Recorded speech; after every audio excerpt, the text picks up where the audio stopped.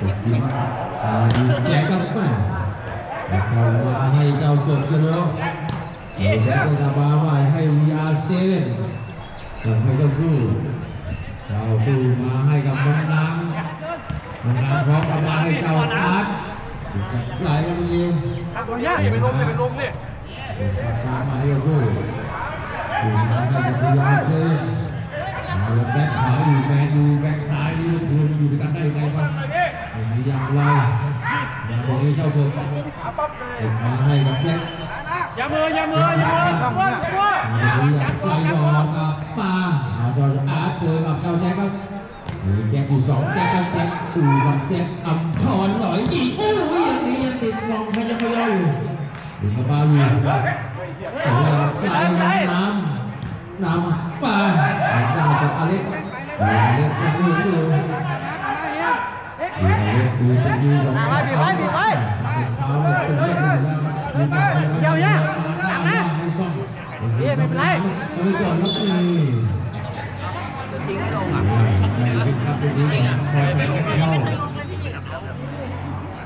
ผมส่งบอลเจ็บคอตลอดเลยไม่เคยเจ็บขาเลยดาวแสนการป่านอยู่มาอยู่รับอย่างครับเอาไปวางในตะเกียงแล้วก็ผมว่าเดี๋ยวเลยจับไหลเลยเอาเด็กมาเลยเดี๋ยวไปเดินดีกว่ามีบอกพยายามอยู่แจ๊กแต่ยังติดกับอเล็กอีกครับเลยโอ้ยตัดขายไปโอ้ยไอ้เดี๋ยวหน่อยเว้ยมาให้ดิมาให้เดินดูแม่ดูเล่นบาดูต้นดูบากับแจ็คเป็นช้างเป็นแจ็คประมาณเล่นคุณง่ายให้แจ็คกลับมาใหม่ดึงตัวมาใหม่หมุนมาเจอกับสิบห้าเชื่อมาเนี่ยอย่าเรื่องดีกว่าเรื่องนี้เรื่องกับปลาเรื่องดีเรื่องชายโอ้ยไปดึงลงไปก่อนไม่เป็นไรเอาไปแล้วเนี่ยตามออกมาง่ายวีอาร์เซเว่นให้แจ็คแต่เจอก็มาตรงนี้วีอาร์เซเว่นเอาทีหมายเลขกิจกับวีอาร์เซเว่นไม่เป็นไรเป็นฉายาของโรนัลโดเริ่มไปก็โดนดีนะแจ็คแต่ของพอก็มาเอามาแล้วดึงนิ้วมาแล้ว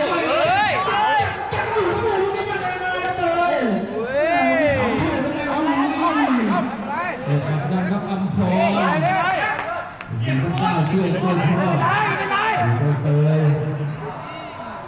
ตาบีบนะมาตรงนี้ให้ดอลลี่มันก็จะใหม่เปิดมาดอลลี่อัมพรแทงเข้ามาอะไรไม่ได้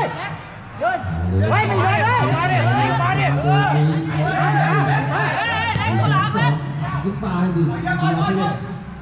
อยู่แกทำให้ง่ายๆนะพอมาโอเคแล้วเอาได้มาตรงนี้เจ้ากาแฟขึ้นมาเองนะสัตว์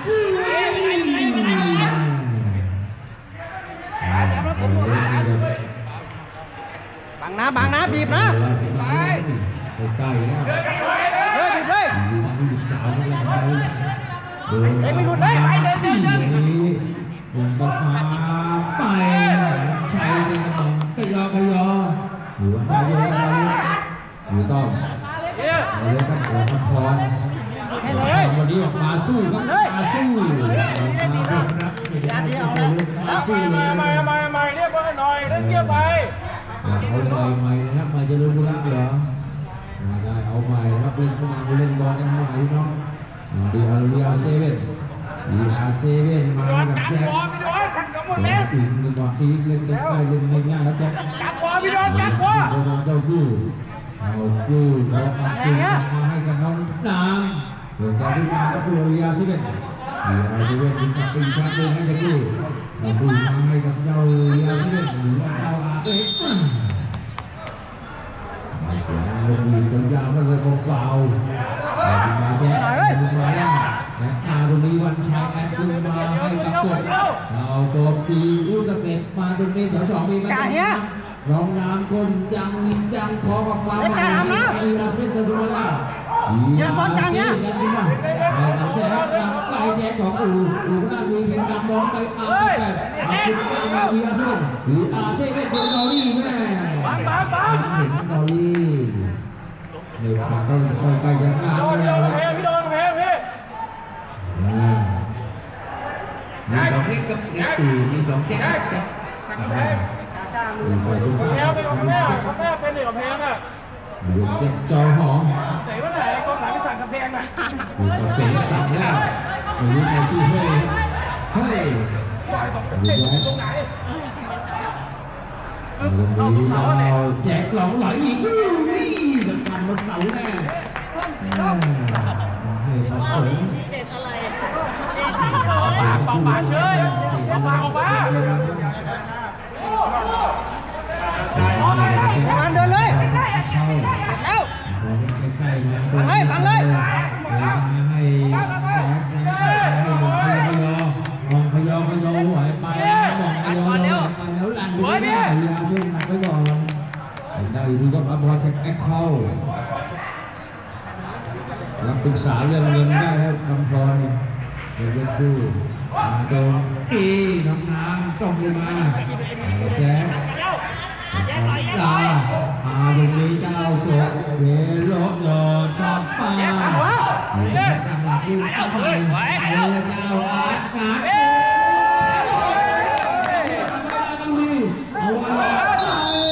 ัดไม่เป็นไรผู้จัดการ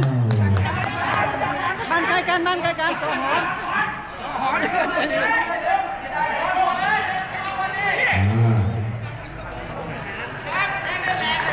แจ็คได้แรงแจ็คได้แรงแจ็ค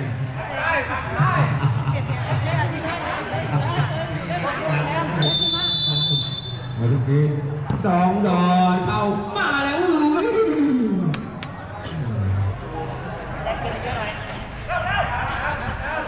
หน้าแรงดีแจ็คได้แล้วขอโทษกัน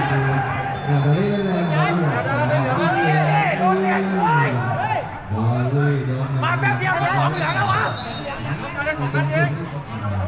ไม่เหลือง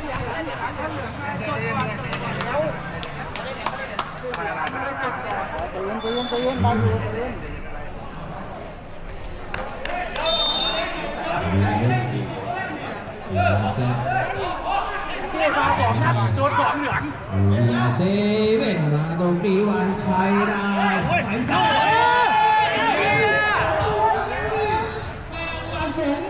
เอาอีก2ไม่มาได้คุยกันเลยเนี่ยเฮ้ยอะไรวะเอาพี่สมพงษ์แล้วนะพี่คุยแล้วนะเอาพี่สมพงษ์แล้วนะไอ้สมคุยกันแล้วนี่เหรอให้ล้ม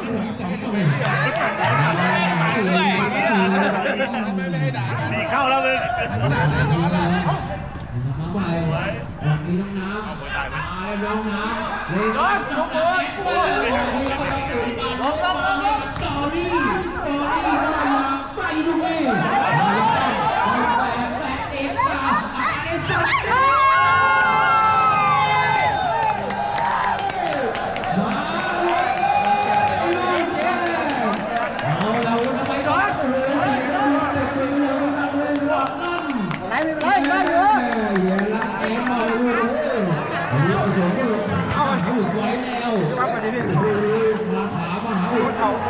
ดึงใหญ่จนตายไหลตกไฟไม่ได้อยู่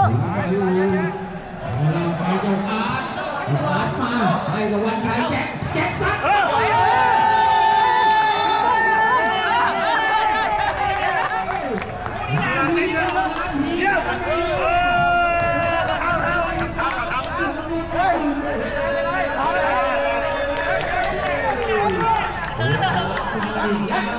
บอกแล้วบอลเพื่อนบอลพี่น้องก็จะเป็นพลอยกันเป็นแพ้อยู่แล้วคุณรักโต้ผสมไปทำกันก็ไม่อยู่จะหาบางเอฟแจ็คด้วยดูอะไรแจ็คดีใจไปถึงนาทีดูสายตาตรงนี้แจ็คตามป้าบ้า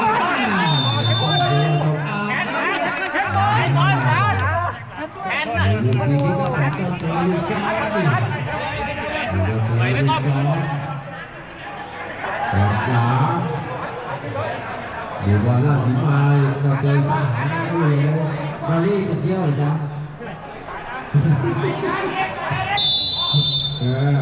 เราเตยยิงดอกโอ้นิดเดียวเลยนิดเดียวเล่นแล้วดีครับพี่เล่นน้ำใหม่ให้น้องน้ำดีเลยที่เราเหลือก่อนเลยเหลือแจ็คเฮ้ยเวลาเสียดิเวลาที่เรากลับมาก็เสียดิ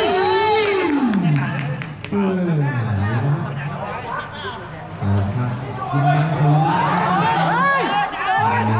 อะไรยิงมันเปิดล่างแนวยิงครับมาแล้วครับยาตียาตีครับล้ำหน้าอ่ะ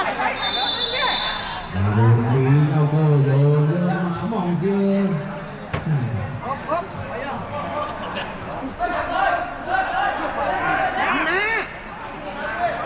ไม่เคยดูบอลอ่ะดีดีแล้วแค่เอาเลยเอาเลยไปเหลือจัดเลยโอ้จานเฮ้ยโก้ดูถึงสองก็ยังไม่ได้เลย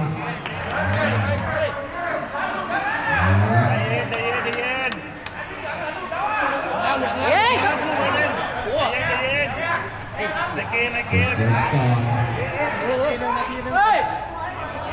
สมาธิในเกมพิษด้วยพี่บอลออกตัวเอาเกมด้วยสิเฮ้ยใช่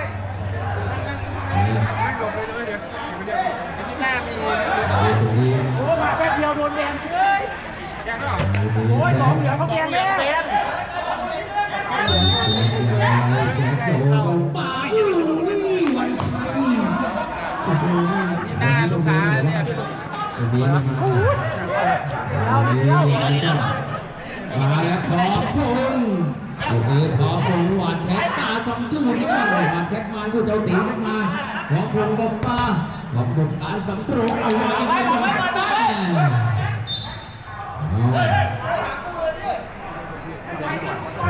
นี่จริงๆแล้วกดไปเยอะต้องปู่ว่า VP เพื่อในการมาตรงนี้ให้เอาเองขอบคุณเอาได้ใครหมดบอกเลยเดี๋ยวของพงษ์เดี๋ยวกับปลายังใช้นัดแอดเองเอาเอง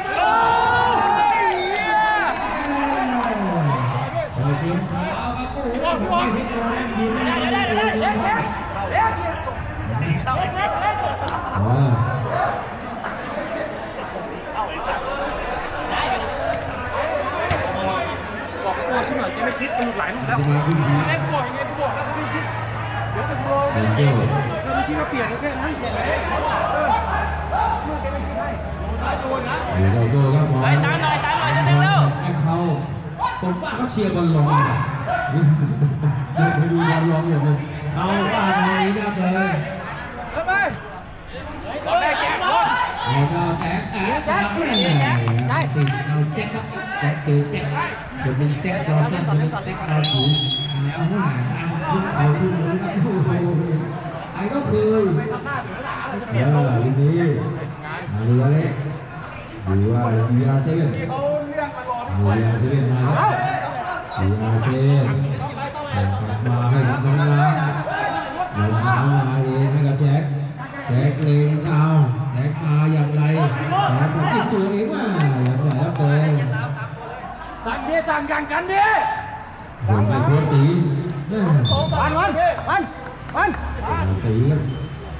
เผื่อตัวแค่โตนี่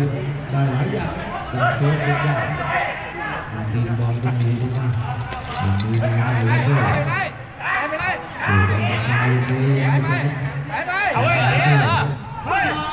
ดีใจแมนยูว้าวถึงกันมาเฮ้ยบีไม่หมดนะเวลาบีบอ่ะ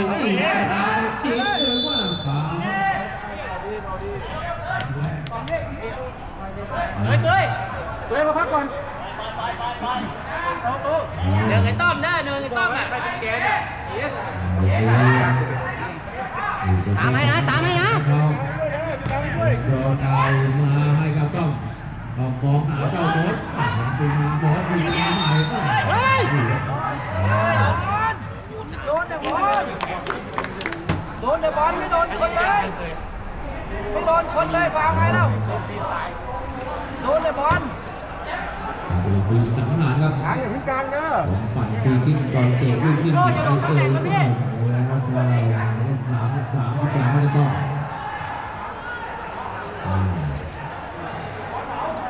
เอาละตรงนี้ ใจฉีกวันนี้ใจ ครับลงดูพี่น้อง ใจเฮ้ย เหลือแล้วเหลือลงอยู่ก่อนนะครับพี่เด็กๆจองโลเรามาเปลี่ยนดูเจ้าพี่เลย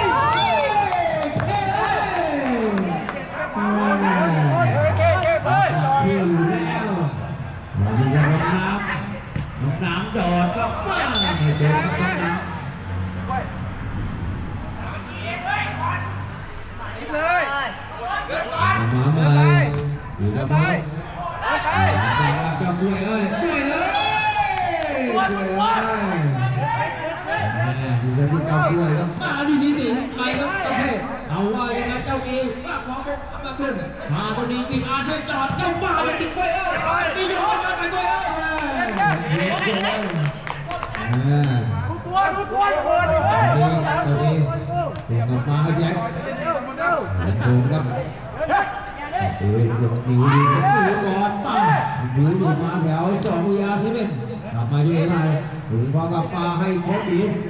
มาให้ก่อนไป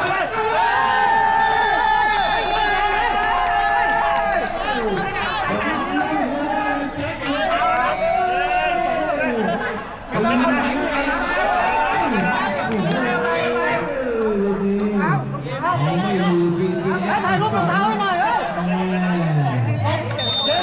ยยิงมายิงเมียซะเป็น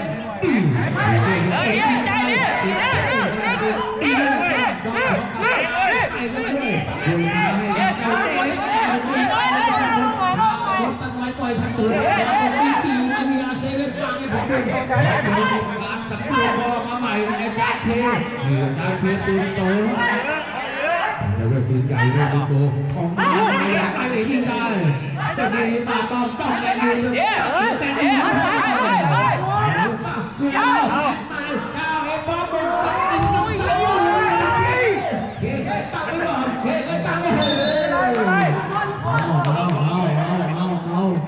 ได้ดูเจ้าเอง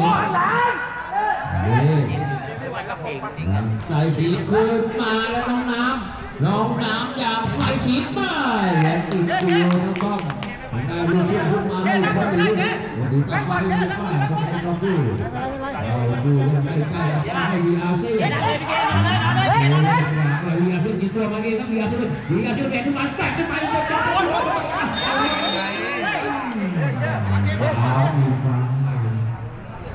ดูดีแล้วก็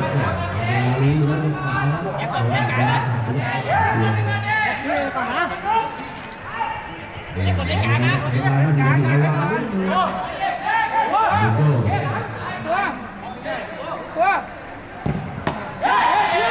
นาทีนี้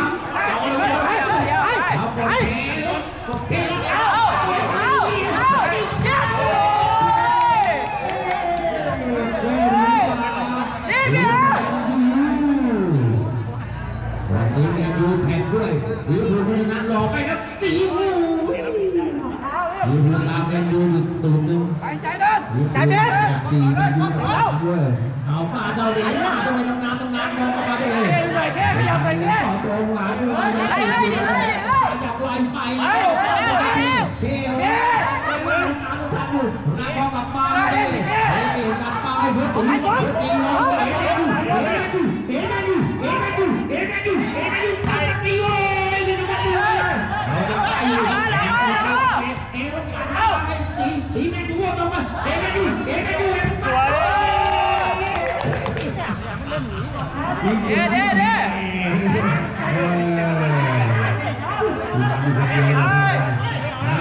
เป็นดาวด้วยนาทีปราบนาทีเกินมาด้วย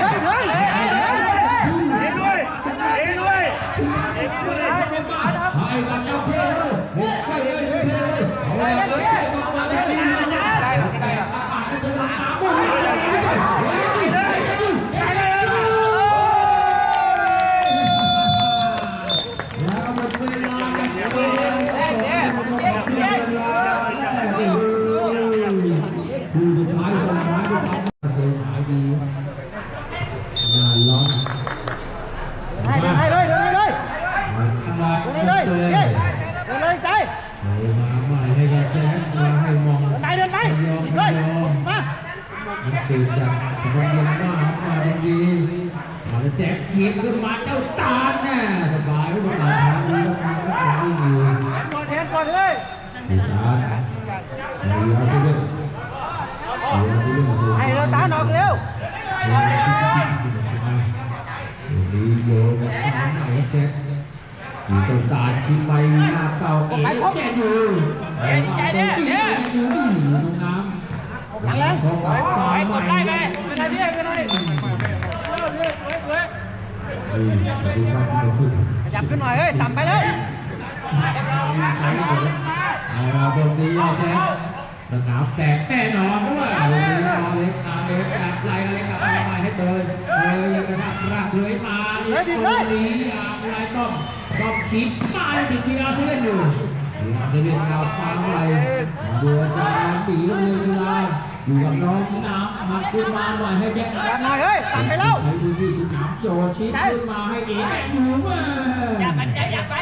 ผสมเหมือนดูของอัมพรแต่แค่เข้ามาไม่ต้องบอกอย่างไรดี ยืนมาเจ้าตาจะมาอย่างไรอยู่นี้ไม่มาเป็นอะไรมาเล่นเจอกับตีทุกคนเปิดทีแล้วจ้ะ ใจพอใจพอ ต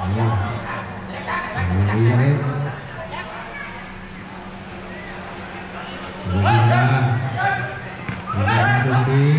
จากไรมองมาดอลี่ที่สุดตรงนี้แน่ ทีมก็มายังไงต้อ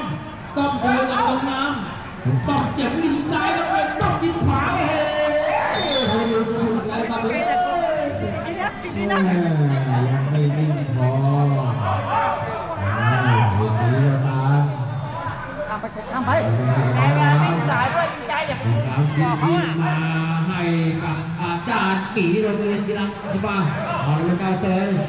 ยมาเองอย่างปีลุงเล็กอะไรเจอมีคนทำไมเอาไปทำกับเรื่องของคนที่เขาทำอะไรดีมากครับ เฮ้ยสูงหน่อยเฮ้ย เปล่านะพี่น้องไม่เปล่านะ ผมอยากไล่ผมแอบขึ้นมาใหม่ผมจ่ายไปผมนี่คือคนกลับมา ดีกว่าเลย1-1-2 1-1-2อยู่สกอร์ตีนะดีหน้าแดงกันป่ะ เป็นของพร้อมออกมาใหม่ให้น้องน้ำเดินหาเจอสอดเจอสื่อที่มาใหม่กันนี้มีการมาใหม่เจ้าการดึงมาให้ต่อออกมาไปเอ๋มาดูหาได้เลยหากล้าอยู่นะอัพบอลแค่เข้า บอลมาให้มองพยองต้องเอาแล้วเอ็นตื่นกับเป๋า ร้องเอ๋ลุกมือ เอาไปง่ายๆเฮ้ย การออกบอลง่าย อยู่ในประตู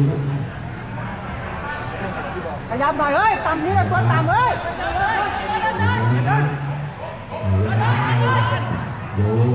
โดนตี ไปใจไม่อยากดู แจกจับตี ดูนะบอลได้นะฮะ เอาเล่นได้เล่น บอลนี่ เอามาใหญ่เพชรใหญ่เพชรเอ๊ะเอ๊ะเอ๊ะ ใช่เอมาจะใกล้เจอแจ็คเอาอย่างไรเอแมนยูหักแคนดิ้งก็เลยมีผสมเราอยู่ผสมพยายามเดินกันเข้ามา ถีบเลย กลับความได้ให้ต้นมาตรงกลางให้ต้นเลยต้องรอ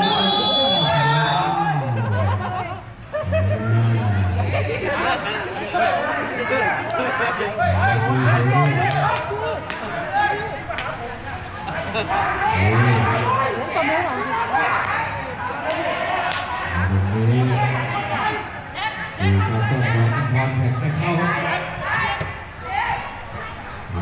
อล2-1-1-2ดูว่ายังไม่ขาดทั้งเกมก็ยังใช้หลุดไ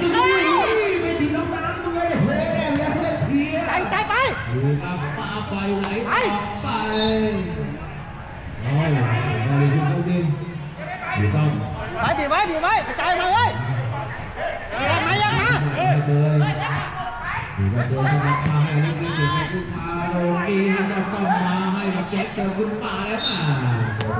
ติดไซด์ออกไปนะครับ เฮ้ยฉีกให้หน่อยเฮ้ยมันมีตัวเล่นบอล บอลมาจะหนี จ่าย พี่ชายตัวนี้ก่อนพี่ มีอะไรก่อนขึ้นมาหาน้องน้ำให้การหนีคนนี้ต้องการ ตามให้เร็วไง การกลับมาให้เวียเซ่อยู่ไทยเซ่กับการตัวนี้ต้องการเงินทองบอลเลยการลิงเข้ามาดูเพื่อน เฮ้ยเดินขึ้นมาเฮ้ยเดินขึ้นมา เรื่องน้องในคลาสสิกต้องประกบด้วยหาทีมออกอย่างไรแต่กายหมายบุ้ยติดอยู่มองตัวเลยอ่ะเจอกับเอแมนยูมา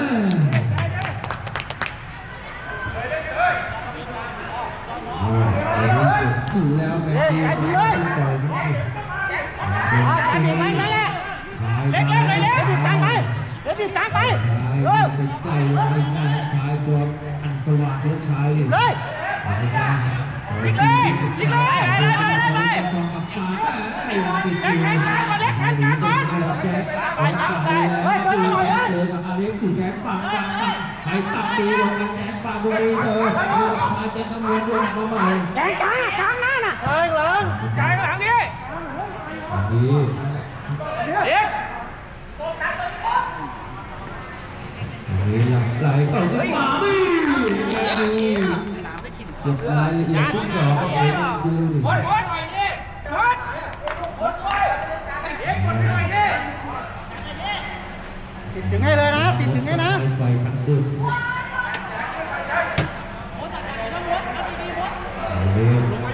ดีชายก็วางที่มาให้หมด เฮ้ย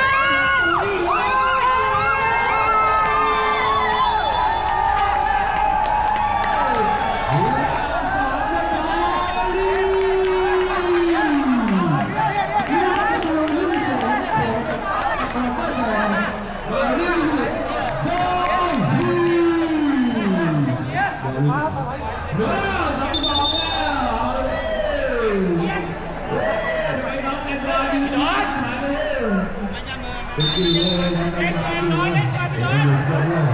เอาละมา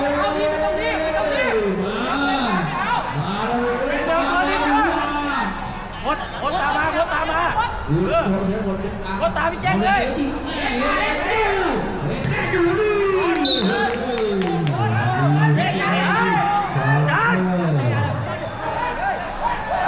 ดูตัวเล่นไปปีไปดูเอาด้วยตัวมาเอาตัวปีเ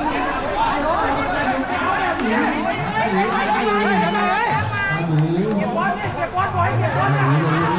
สบายอย่างน้องนักอ้อมอะไรกับมา หมดท่าพี่บอล ให้แจ็ค พี่ก้าวเปลี่ยน เอาทำไมเอาลูกน้ำปั่นเอายาติดแจกเอาไปจะปูกับมาเดือดมายับยับตึงมาจังหวะสองตึงแล้วตัวแอมาตรงนี้เลยไปด้วยเ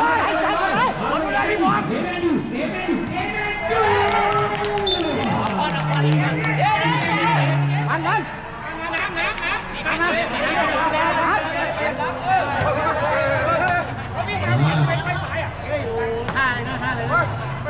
ตัวด้วยเอาเลยครับนี่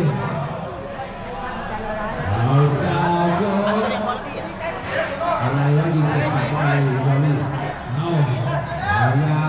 ได้เลยมีกองชิดมาเลยนี่เป็นฝ่ายมือสองเลยเห็นดูรออยู่มีทัดนิดนึงครับได้ลูกปกตินั่นอยู่เห็นดูที่มาให้มองกันก็ต้องพยายามมาจนกับมาโดยนี้ยาหลี พากมาวิ่งเรียกพากมาเนี่ย แหวกยืนมีอย่างไรน้องนะขึ้นมาเองดูใช่เราสอนคืออาชีพนี่แม่ดูกันเอาละว่าอย่างไรโดนดีเจ้าแจ็คจัดด้วยกัน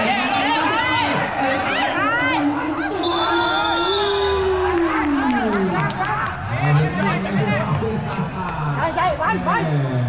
าจะเป็นตัดมาไว้ก่อนเลยครับพี่ดูดี เมีย เปลี่ยนเกมอันนี้เลยนะเอาเห็นรถเปลี่ยนเกมแล้วพอจากหนีออกวันชัยออกมา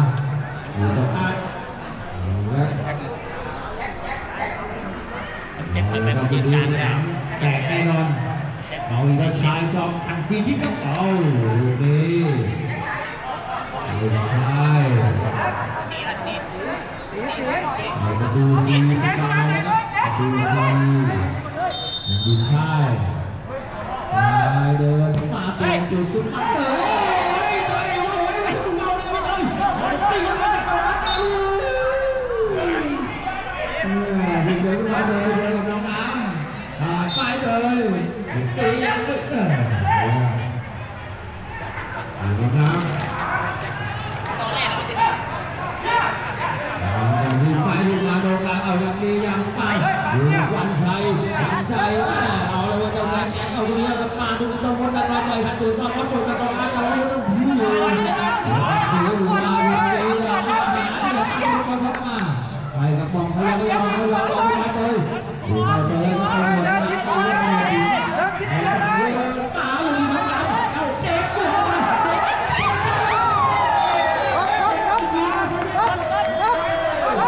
ไอ้นี่มาเสียงบุญละหายเดี๋ยวนะจะไม่ก่อนเดี๋ยวนะบุญวันแล้วนะเอาน้ำก่อนอาจารย์เดี๋ยวน้ำก่อนเอาน้ำก่อนเอาน้ำก่อนอาจารย์นี่ครับอาจารย์ เฮ้ยเอามาดูตัวด้วยมองแต่บอลแหละ เนี่ยอะไรนี่เนี่ยอันตรายครับเดี๋ยวบอลโดนตัดตัวเลยดูให้เข้าเลยนะดูน้องครับเดี๋ยวเราไม่เจ็บโดนกับตัวเองดูมาถึงได้แล้วไปอาจารย์ได้ต้องหนีดูเลยครับน้องได้อันตรายมากเลยยืนมองดูข้างในแล้วนะครับน้องถ่ายช่วยอยู่จะดีใจ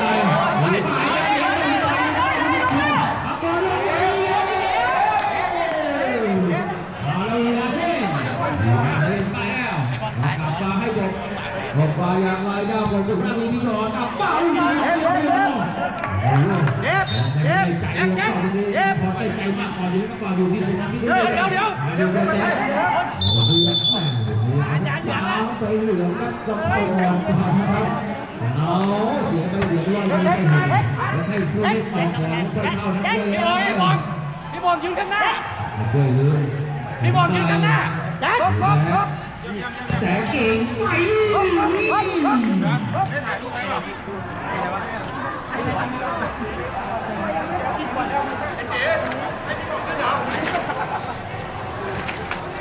วางมาได้ก็ช่วยบนปาเจนอย่าดูตัวเลยนะอย่าดูตัวนี้เลยนะ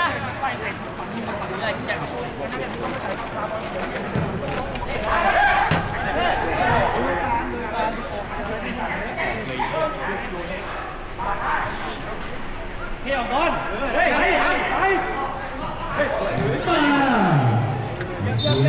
นี่แค่ได้เดียวลายเจ้าเท่เท่เกี่ยวเลยเล่นดูตะกร้ามาแล้วนะดูทีออกไปแล้วนะตีมา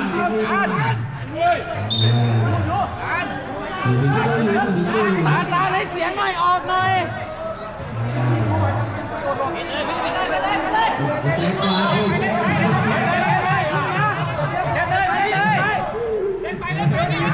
น้องแตงตาไหนเราตาชี้เหรอตัวเราตาชี้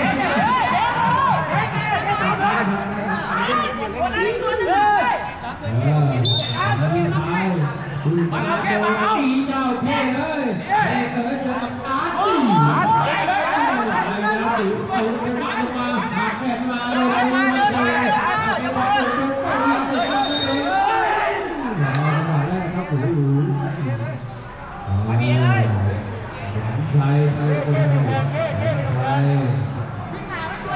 ชายดิปากมาดูตัวด้วยอยากดูด้วยนะพี่สวนสั่งคนนี้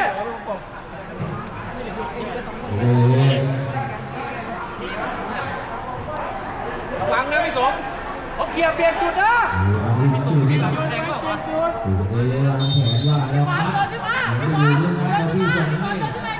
ลูกสูดยาลายเราเอ๋แล้วมาทะลุ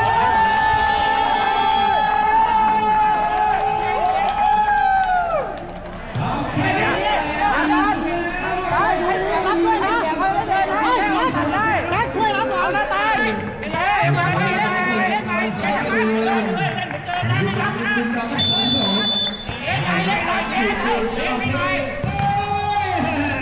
เอามาดูได้พยายามแหมซุปเปอร์ซับแล้วก็พวงคงเนี่ยโอ้ยเด็ดของตู่ก็เนี่ย ตัวเลยตัวด้วย เดี๋ยวทีมตั้งมาเจอเดี๋ยวเลยทีมไปครับออกไปแล้ว ดูคนนะเฮ้ยดูคนเลย ช่วยรับหน่อยช่วยรับหน่อยดูตัวด้วยอย่ามองแต่บอลนะ เฮ้ย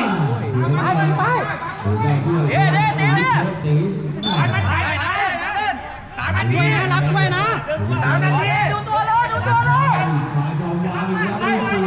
พยายามไม่หนีแม่ชายตีนี้ก็ได้ ดูตัว เดินมาหน่อยเฮ้ย ถอยออกมาแจ็ค เจ๊ดูตัว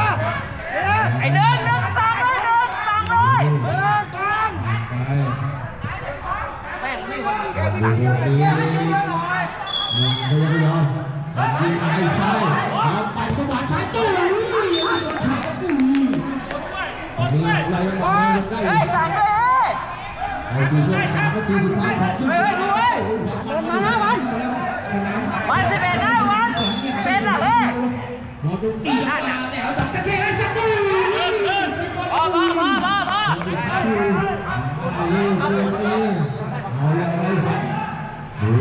ดูตัวดูดูตัวมาดูป้าเย้มาให้เท่เอาดีปาแล้วจะวัดบอกกับและตีแล้วตีวัดปาเหลี่ยมตีเอากันได้ตีต้อง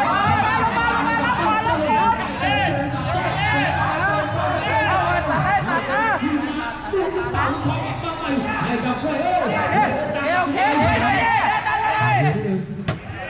เฮ้ยตัวหลังเลย คือจังหวะ2 เฮ้ยหลังอ่ะ ทำไมให้กับเพื่อน สีนะเดินดันมาเดินดันมาเฮ้ยดูหลังเลยเอา แรง3-2หลอกกลับบ้านขึ้นมาตีมาให้ดูวันไรไป ซ้ายขวาซ้ายเฮ้ยพี่วัน แล้วมาให้คนดีดูนะดูนะไปมาก็ไม่ใจน้ำมาให้คนดีมาทำกว่าครับนี่เอาประสบการณ์ลงไปแล้ว แฮนด์ต่อครับแฮนด์ไปครับดูตัวหน่อย มาหน่อยเฮ้ยมาเลยมาเลย สั่งหน่อยสั่งหน่อย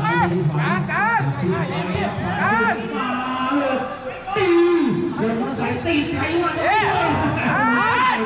ก่อนลุกเลย แจ็คเร็วแจ็ค เอาดิปั่นครับป้าเอาละเตะบอลได้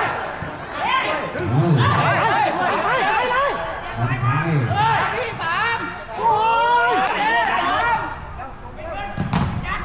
ไม่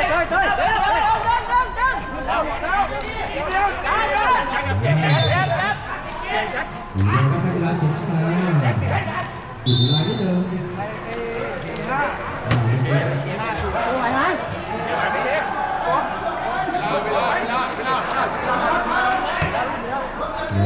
2 วิ ไหวไหมได้ไหม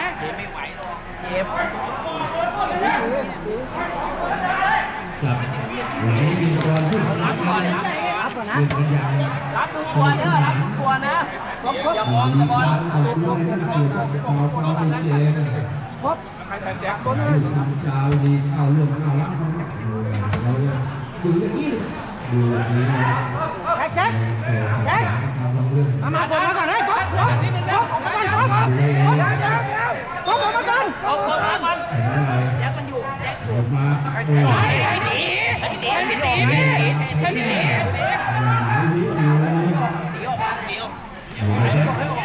ยว คือป้า เอาเฮ้ยดู คิดว่าไปแล้วโอ้ยเอาเลยท่านมาแล้ว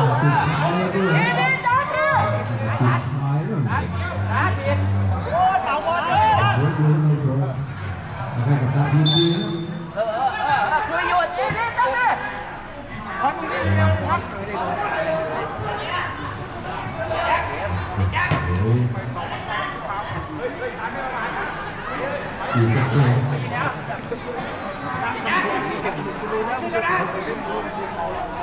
ดูแลขึ้นดูแลกันเวลาดีของแกครับอยู่ตรงนี้ ครบ รั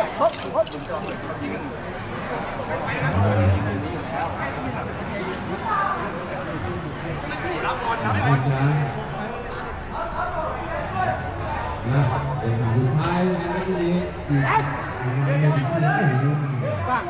ต้องกว้างแล้วให้ไปแล้ว น้ำออกเลยเดินช้าเนี่ยเวลาเข้าเนี่ยออกเดินช้าเนี่ยน้ำอ่ะโอ้แจ๊คมองหาตัวเองตาแล้วดอกอาร์ตตึงหวานตาอาร์ตยังไงตึงขอลง เดี๋ยวพี่กุ้ยมา เ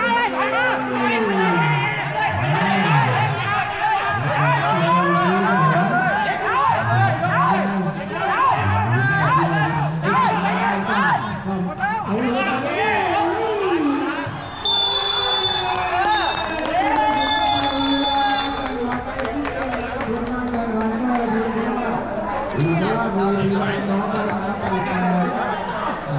น่าจะโดนใบแ